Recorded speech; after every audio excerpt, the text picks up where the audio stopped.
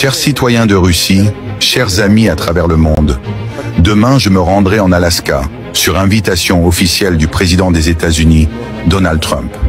Certains, ici comme à l'étranger, expriment leur inquiétude. Ils craignent que ce déplacement en territoire américain puisse représenter un danger, qu'une tentative d'arrestation ou de provocation puisse avoir lieu.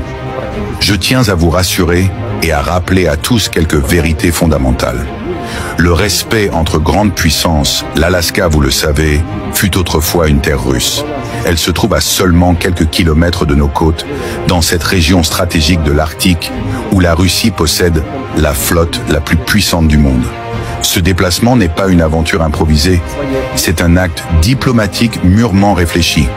Nous savons que, selon le droit international, aucun chef d'État invité officiellement ne peut être arrêté. La question n'est pas de savoir si techniquement il est possible de nuire au président d'un pays. La question, ce sont les conséquences. Quiconque imaginerait tendre un piège à la Russie doit comprendre que ce serait un point de non-retour.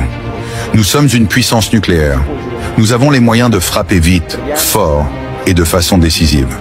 Et si nous préférons la paix, nous ne reculons jamais face à la menace. Un dispositif de sécurité sans précédent. Je ne me rendrai pas en Alaska seul. Notre dispositif de sécurité est en place depuis des jours. Des avions de chasse russes patrouilleront à proximité. Des sous-marins nucléaires seront positionnés sous les eaux, prêts à intervenir. Nos forces terrestres seront déployées au point stratégique et sur notre territoire le plus proche. Et autour de moi, une protection rapprochée parmi les meilleurs au monde. Ceux qui pensent qu'il suffirait d'un geste hostile se trompent lourdement. Toute tentative serait immédiatement contrée et la riposte serait fulgurante. L'objectif de cette rencontre.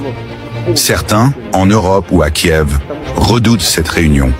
Mais je le dis clairement, l'Union européenne peut bien tenir toutes les réunions qu'elle souhaite.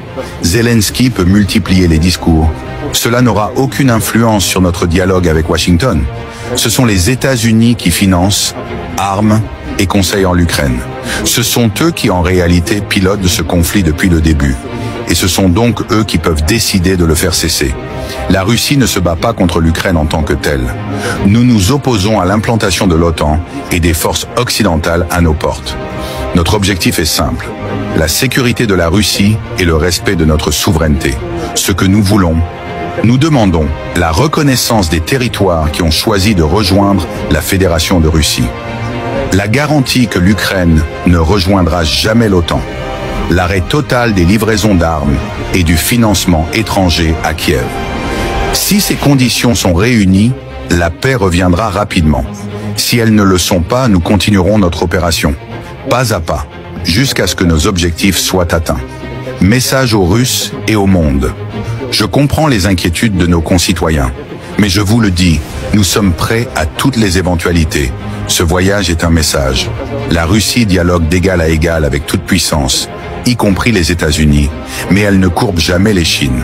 Aucun pays au monde ne souhaite que ce déplacement soit le déclencheur d'une catastrophe mondiale. Mais si quelqu'un en prend le risque, il portera l'entière responsabilité de ce qui suivra.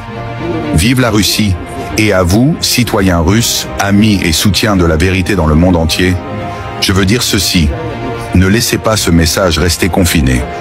Si vous croyez en la paix fondée sur le respect mutuel, si vous refusez la manipulation et la propagande, alors partagez ce discours avec vos proches, vos amis, vos communautés. Chaque voix compte. Chaque partage est une façon de briser le mur du silence imposé par ceux qui veulent cacher la vérité. Faites circuler ces paroles, que ce soit en Russie, en Europe, en Afrique, en Asie ou en Amérique. Plus nous serons nombreux à nous exprimer, plus il sera difficile de nous ignorer. Je compte sur vous. Merci.